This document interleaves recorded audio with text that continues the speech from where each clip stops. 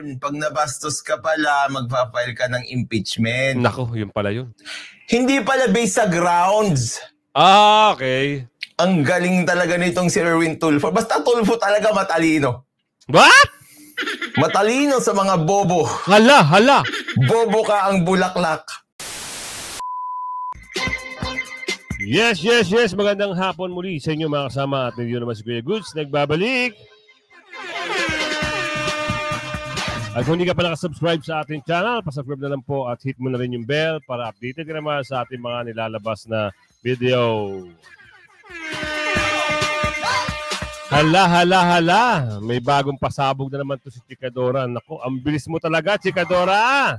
Oo, grabe ka talaga. Ibang klase ka kung makabalita, ano? Buti na lang tayo ay magkaibigan, ha? At ako'y nachichismisan mo rin. Naku po. Ano itong pasabog ngayon? Merong lumalabas na pasabog dito. Sabi rito, matapos sabing hindi totoo ang impeachment laban kay BP Sara, baho ni Erwin Tulfo, siniwalat ni Atty. Libayan. Hala. Dati sabi mo walang impeachment. Ngayon sa'yo mismo nang gagaling ang impeachment. Dati sabi mo di ka tatakbong senador. Ngayon pinangangalanan ka pa ng administrasyon. Iyon ang sabi rito mga kasama. Kaya tayo ay magre-reaction lang naman. Naku, ano kaya ang pasabog ni attorney dito? Attorney, ano ba yung chichismis mo sa amin? Bakit nagkaroon ng gantong issue? Di ba? Ang tanong lang natin. Kayo, gusto niyo ba magtanong mga kasama? Sige, Chikadora, ipasok mo nga. Ano ba meron dyan? Latest issue ba yan? Sige, Barat. Basta Tulfo, sinungaling na tao. Nako. Ito ang naging reaksyon ng maraming netizens sa naging featured vlog ng kilalang lawyer at consultant na si Atty. Libayan sa mga di umunay bahong tinataglay ng kongresista at ngayon tatakbong senador na si Erwin Tulfo. Nako. Matatanda ang kahapon lamang. Ibig sabihin, Chikadora, ibig sabihin may baho. Ganon? Aba, ano kaya yung baho na yan? Paano mo nasabi naman yan? Tuloy mo nga.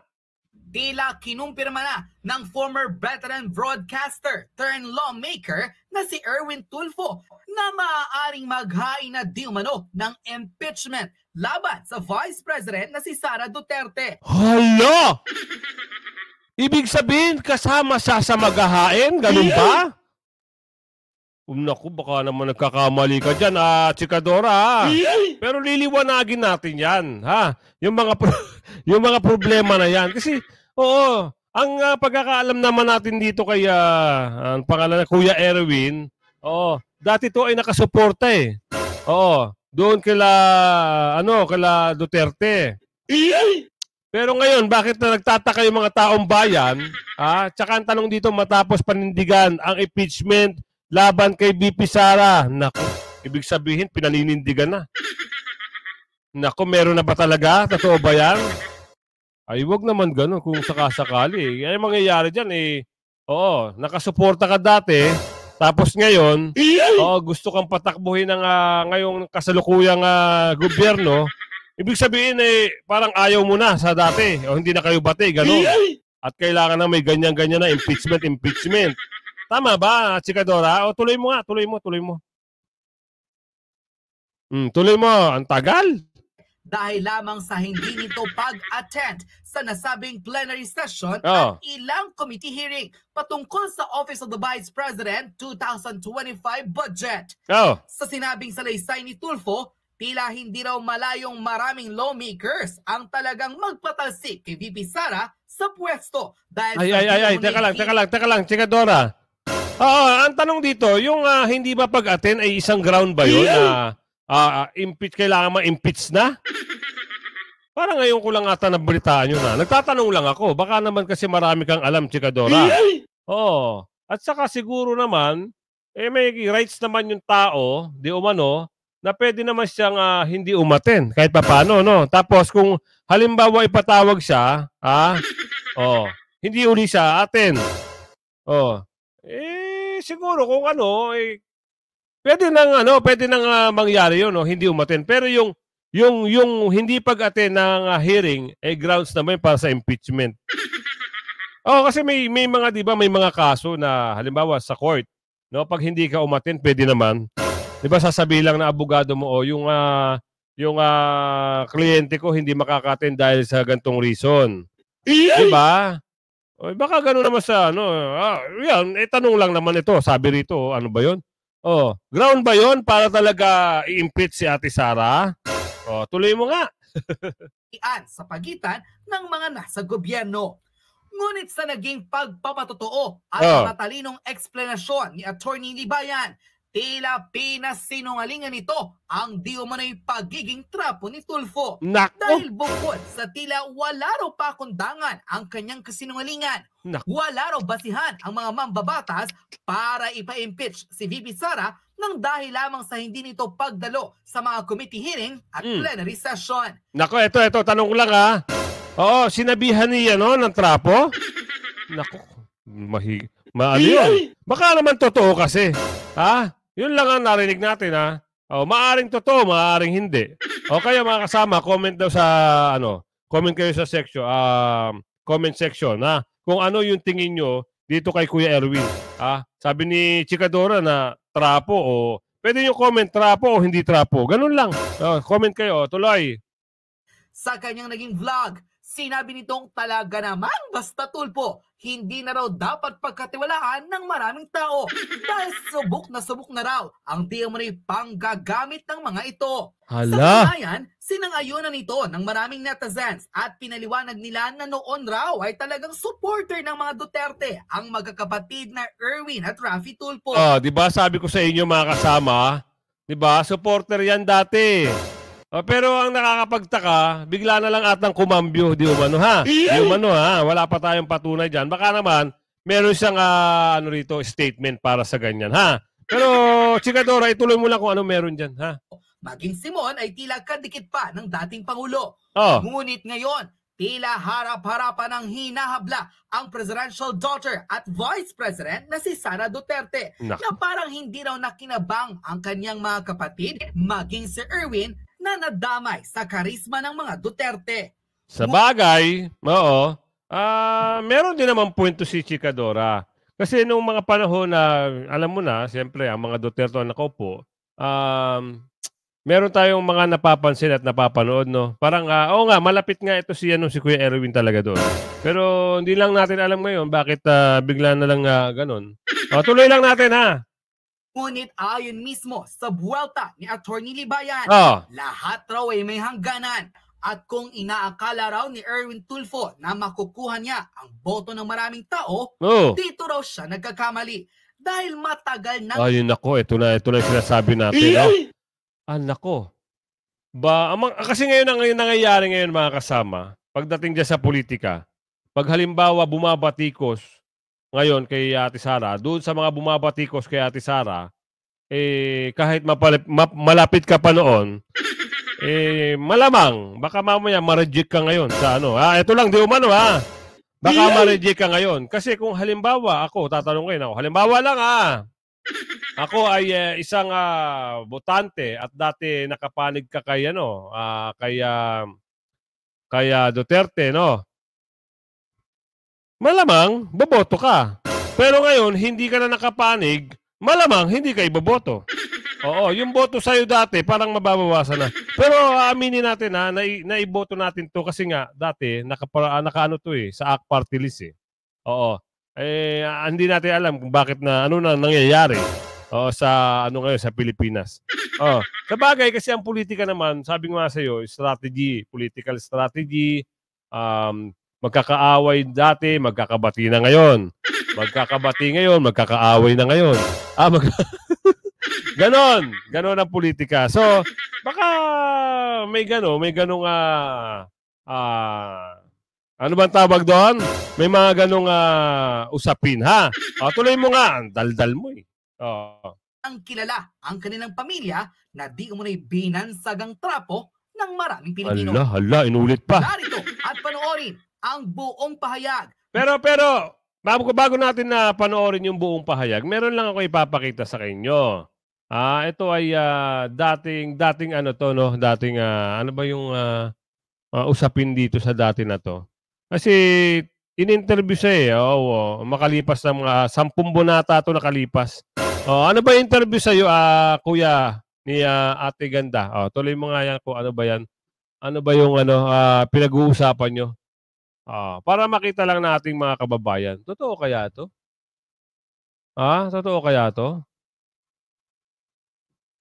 Pwede mo bang ipaliwanag sa amin ito, kuya? Sige, Bira. Let's start first with where do you think are these rumors coming from of a possible impeachment against the vice president?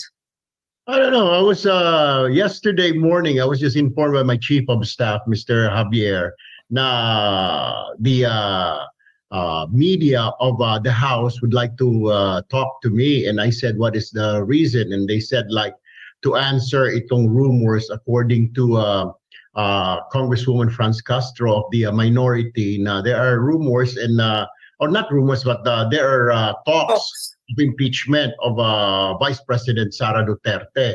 So I immediately called the House leadership para hindi naman ako magmukhang ewan, di ba? So I talked to the majority leader, I talked to the deputy majority leader, to his staff, and then I spoke to the staff of the speaker, who is in San Francisco, and all of them are saying that there's no such thing. Where did you get that? I said, like, kasi tatanungin ako ng media boss, and then all they said was like, wala kaming alam dyan, wala kami natatanggap. Alam mo naman yan, you're always, pag may mga ganyang usapin, kasama ka sa circle para masagot mo media. But and really, Ms. Karen, there's no such thing. Kasi kung sasabihin na, anong grounds? What are the basis? The question now is, what is the basis? That's what Speaker Romualdez was telling his staff to tell me. What is the basis of this impeachment? What is the basis of the impeachment?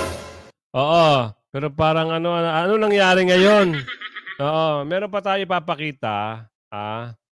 Para kasi yung mga tao ay maging aware, no? Hindi sila yung nagiging nagiging sunod-sunura na lang, ika nga.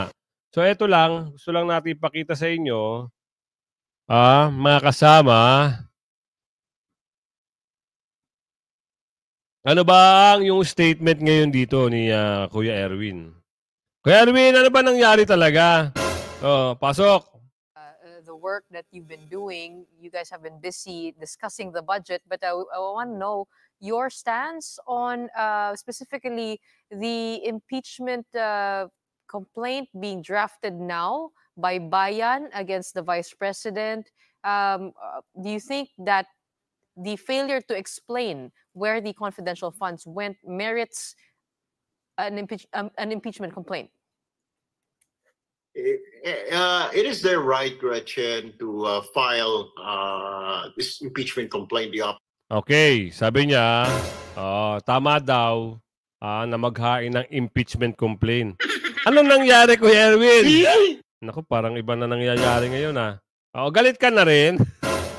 Kay Ate Sara, nagtatanong lang naman talaga ang mga taong bayan. Ako naman, nagre-reaction lang ako. Naku, ano talaga, kahit kayo mga kasama, bakit ganun? No? Samantalang dati parang wala lang.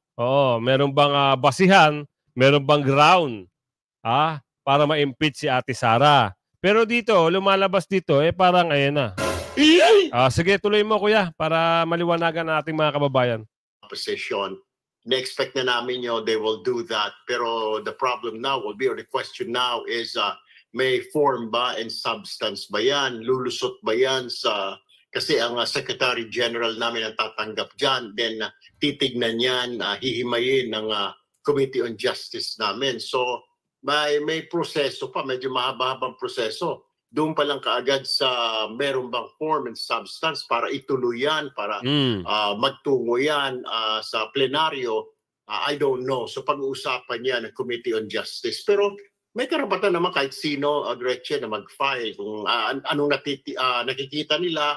kaya kami magfa-file nitong impeachment because hindi siya sumipot, hindi niya sinagot yung mga questions ng... Ang sabi dito, reaction na lang natin ng mga kasama. Ha? May karapatan naman daw mag-file. Dahil hindi daw sumipot.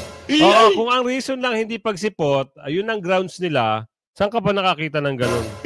Dahil lang sa pagsipot ni Ate Sara, ipaparlan mo na ng impeachment. Wala ba kayong mabigat na basihan na ipapakita sa tao dahil na-impeach si Ate Sara, kung bakit na-impeach, wala ba kayong mabibigay na mga ganun, mabigat na dahilan? Kuya Erwin, nagtatanong lang naman kami. Baka naman pepede lang. At saka ganito, di ba? Kung sinasabi na, ayun lang ay hindi pagsipot, nasa batas ba yun? Nasa Constitution ba yun ng Republika ng Pilipinas na pag hindi ka sumupot sa isang hearing o pinatawag ka sa isang hearing, i-impeach ka na. O kaya ipapakulong ka na. Yun lang nagtatanong lang naman tayo. Ano pa bang meron? Ano bang mga ang tawag doon? Gusto mo ipasabi sa mga kababayan natin? Tuloy. Congress, how did she spend the budget? Well, nasa sa kanila yon. Yung nga lang, yung proving it, ika nga, yun yung mahirap doon. How will you prove that? Or meron bang yung impeachment na ipa-file ng bayan muna, may laman ba, ika nga, kakatigan ba ng Committee on Justice ng Congress? Well, do you agree that it is a betrayal of public trust? Ate, hindi. Dahil lang sa pagsibot ang bigat naman ng paratang ni ate. Ang sabi niya, betrayal of public trust. Hindi pagtatraidor yun, ate.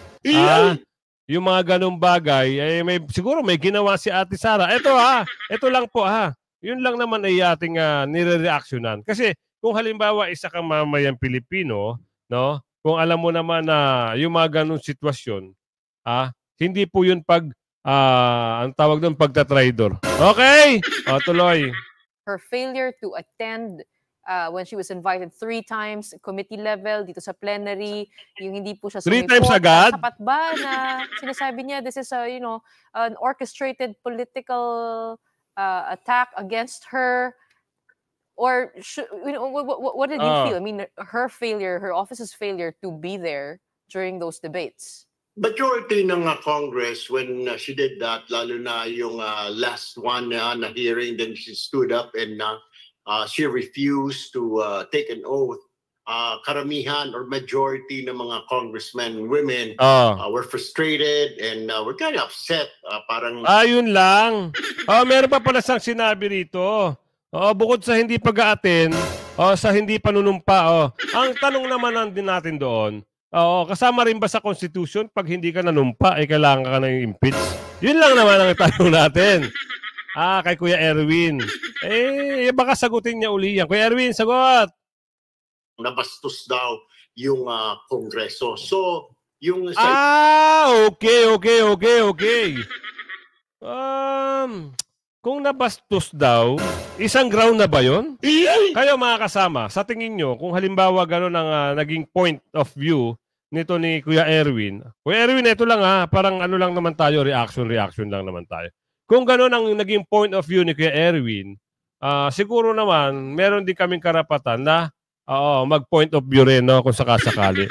Ang point of view namin doon, hindi naman siguro kung nabastos ang Kongreso, agad-agad silang magpa-file ng impeachment. Siguro, baka talagang ang nangyayari, pinag-iinitan di umano, si BP Sara, dahil si BP Sara ay isang hadlang para sa kanila. Lalong-lalo na puro, ayan, yung ano dyan, yung ano pangalan yun? Yung Bastro, yung convicted ano ba pangalan nun? Bastro? Yung convicted na hanggang ngayon nandiyan pa sa kamera. Bakit? Ang tanong, bakit nandiyan pa? No? So yan, tuloy mo Kuya Erwin para mga kasama, pakinggan nyo kung ano yung statement ni Kuya Erwin. Kasi siyempre, para alam mo rin kung ano yung panig nito, kung saan talaga siya, kung saan talaga yung statement niya. Tuloy. Impeachment naman, I believe I will just leave that to the Committee on Justice. Ayaw ko naman silang pangunahan. Pero in reality, medyo maraming nagalit. Maraming congressman ang nainis dahil parang na-insulto nga raw sila. Parang she's taking exception na I will not do that. I will not take an oath. Pero meron kasi kahit yung mga si Pinoy dati, took an oath dun sa Deng Baksha investigation.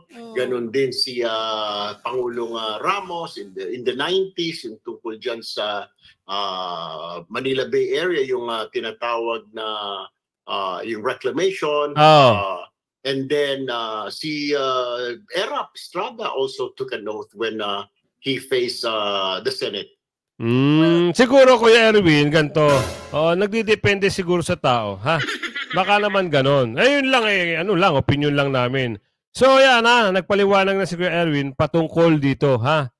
Kung dahil daw, di umano, nabastos, at alam nyo na, ang alam naman natin dito, mga kasama, parang pinag-iinitan di umano, ha? Sige, ano pa meron? Naku, sasagutin ata ito ni Atty. Libayan. Atty. Libayan! Ano ba yung issue? May sagot ka ba dito sa problema ngayon dito? Atty. Libayan? Attorney, ano ba yung sasabihin mo pa? Meron ka bang sasabihin? Naku, baka may sasabihin nga ito si Attorney. Sige. Attorney, ikaw na sumagot. Bahala ka. Yung pala yun. Pag nabastos ka pala, magpa-file ka ng impeachment. Naku, yun pala yun. Hindi pala based sa grounds. Okay. Ang galing talaga nitong si Erwin Tulfo. Basta Tulfo talaga matalino. What? Matalino sa mga bobo. Hala. Bobo ka ang bulaklak. Okay. Bulaklak pala. Frustrated kami. Bakit? Sabi ng mga mga mambabatas, frustrated kami. Okay. Filean natin ng impeachment si Sara Duterte. Talino nyo. Nakakainis to mga politikong ito. Oh my goodness. Kongreso. So, yung sa impeachment naman, I believe I will just leave that to the Committee on Justice. Ayaw ko naman sila. Tapos sabi niya pa dito, it's the opposition's right to file an impeachment complaint. Hindi naman right yung pag-file ng impeachment complaint. Ayan mga kasama, may natututunan tayo dito. It may be a duty. Atty. Libayan, ha? Subscribe nyo si Atty. Libayan. Magaling.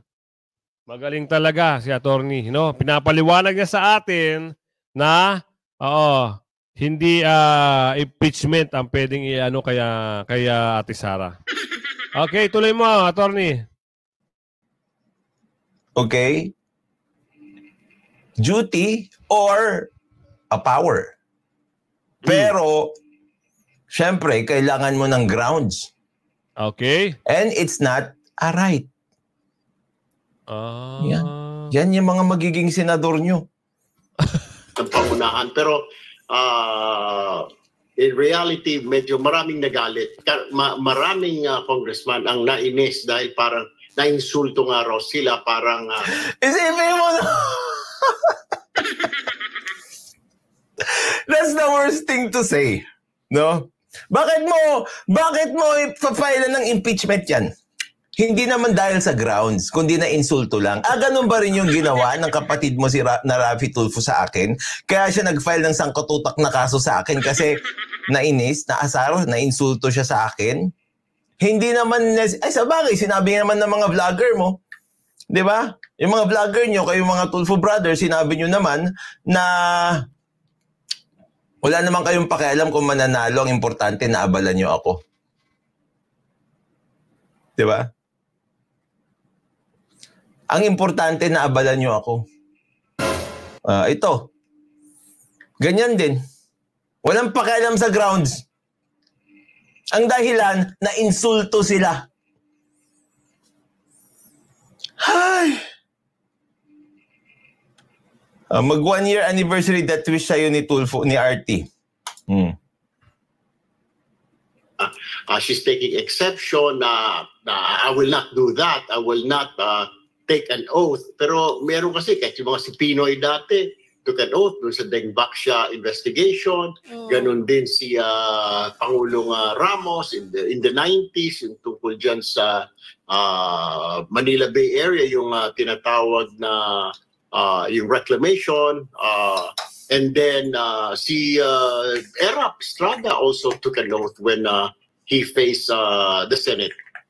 Well, I mean, so a lot of congressmen got angry because of that. But were there impeachment talks to begin with? Because that's what... Hindi nga. Nagalit daw sila. Kaya mag-i-impeach sila. Ganyan. Walang grounds. Ikaw naman. Sinusubukan mo pa mag-make sense sa taong yan. Yung mga binanggit niya, it doesn't make sense at all. Impeach natin siya. Bakit? Galit ako ganoon ba? Ano bang ground for impeachment? Dapat galit. What the Vice President was alleging, right? She's always said na all of these hearings are just part of a coordinated political attack against her to take her down. That You're really trying to make sense out of that conversation with Erwin Tulfo. Umpisa pa lang, alam mo na hindi niya alam kung ano yung sinasabi niya. you guys are reading from a script daw, that there is a narrative that you're following, etc., etc. So is there merit to what she's saying? I'm not a lawyer actually, pero looking at it right now, yung Committee on Justice will be the one to decide kung meron bang foreign substance, meron bang culpable violation of the Constitution kasi kung titignan mo, yung ginawa niya na hindi siya nag-take an oath, is it culpable violation of the Constitution? Pero may mga nagsasabi kasi kami mga kasama na, paano naman ito kung during breaks na nag-uusap?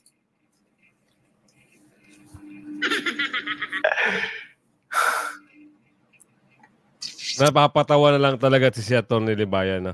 So ngayon mga kasama, itong reaction ni Atty. Libayan ba dito? Libayan, no? Malalaman nyo kung ano talaga yung ibig sabihin nung nasa likod nung pag-i-impeach, ha? Bakit i-impeach? Kung ano yung ground? Wala naman palang ground.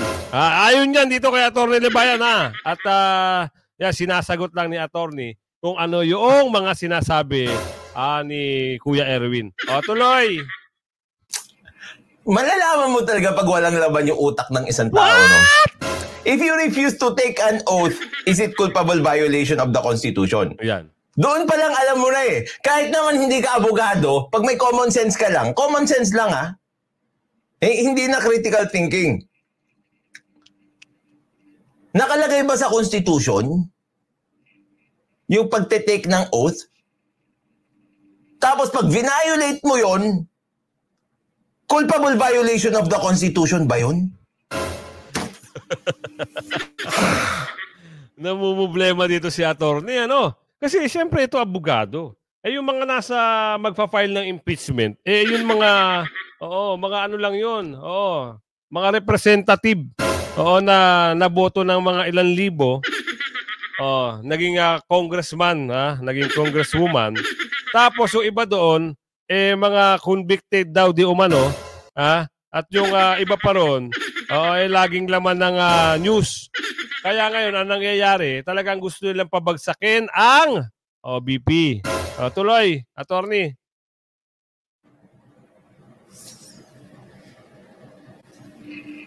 Binanggit mo na nga yung culpable violation of the Constitution.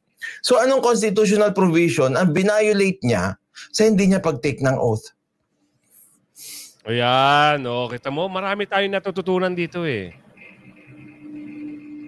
Diba? Ano? Sige nga, Erwin! Magka-sense ka naman kahit konti. Yan Pareho kayo ni Rafi Tulfo Banggit kayo ng banggit ng mga words, hindi nyo naman naiintindihan. Napakasimpleng English lang yan. Di ba, taga-Amerika kayo? Di ba? American citizen ka pa nga Rin-announce mo na ba yung American citizen mo? Di ba naging American citizen kayo?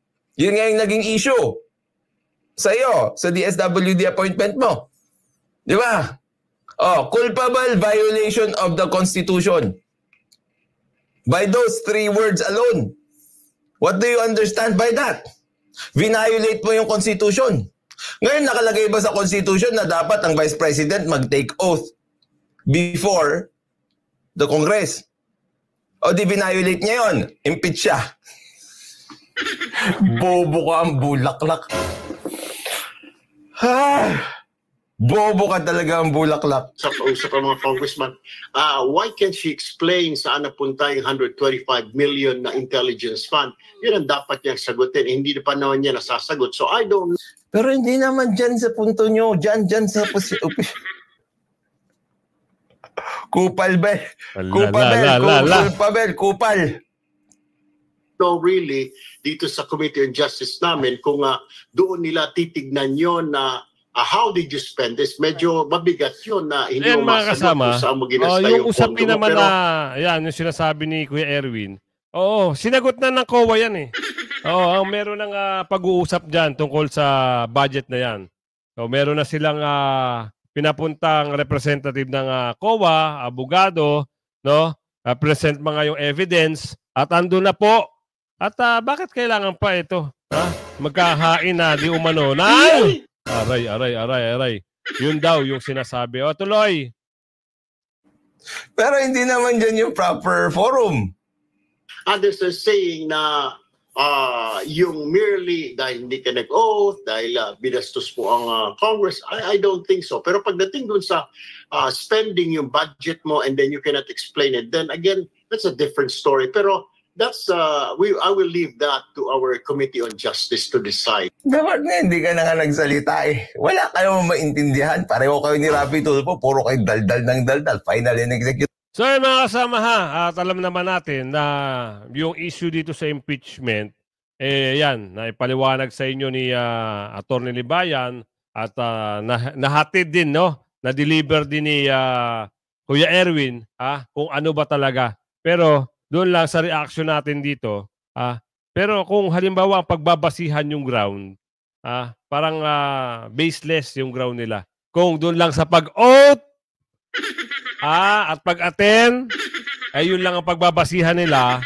Nako po. At syempre, kung ano yung issue dun sa budget, nasagot na. So, paliwanag natin sa ating mga kababayan na nasagot na yun, yung issue, sinasagot na.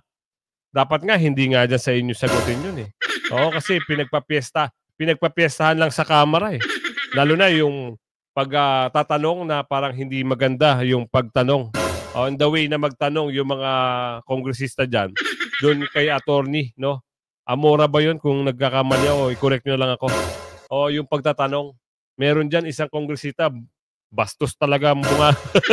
No, hindi talaga kaaya-aya yung, pag narinig mo, ay yung malicious, may malicious in the way na mag-deliver siya ng question.